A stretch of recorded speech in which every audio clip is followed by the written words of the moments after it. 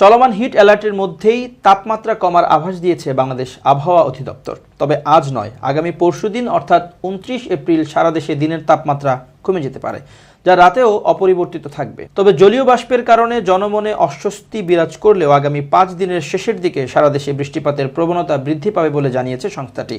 শনিবার বাংলাদেশ আবহাওয়া অধিদপ্তরের আবহাওয়াবিদ মোহাম্মদ বজলুর রশিদের দেওয়া আবহাওয়া পরবর্তী 72 ঘন্টার পূর্বাভাসে এ তথ্য জানানো হয়েছে। আবহাওয়া অফিস জানায়, আগামী 24 ঘন্টায় চট্টগ্রাম ও সিলেট বিভাগের 2-1 জায়গায় অস্থায়ীভাবে দমকা ঝোড়ো হাওয়া সহ বৃষ্টি, বজ্রবৃষ্টি সহ বৃষ্টি হতে পারে এবং সেই সাথে কোথাও কোথাও বিক্ষিপ্তভাবে শিলাবৃষ্টি হতে পারে।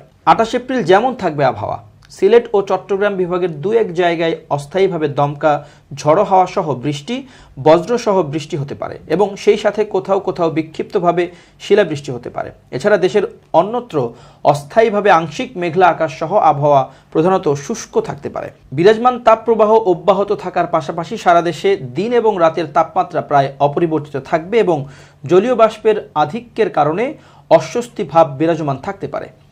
29 এপ্রিল যেমন থাকবে আবহাওয়া, সিলেট বিভাগের 2-1 জায়গায় অস্থায়ীভাবে দমকা ঝড়ো হাওয়া সহ বৃষ্টি, বজ্রসহ বৃষ্টি হতে পারে এবং সেই সাথে কোথাও কোথাও বিক্ষিপ্তভাবে শিলাবৃষ্টি হতে পারে। এছাড়া দেশের অন্যত্র অস্থায়ীভাবে আংশিক মেঘলা আকাশ সহ আবহাওয়া প্রধানত শুষ্ক থাকতে পারে।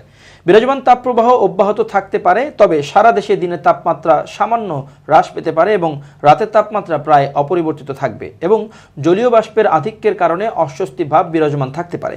এছাড়া আগামী 5 দিনের শেষের দিকে দেশের উত্তর পূর্বাঞ্চল ও দক্ষিণ পূর্বাঞ্চলে বৃষ্টিপাতের প্রবণতা বৃদ্ধি পেতে পারে বলে জানিয়েছে সংস্থাটি।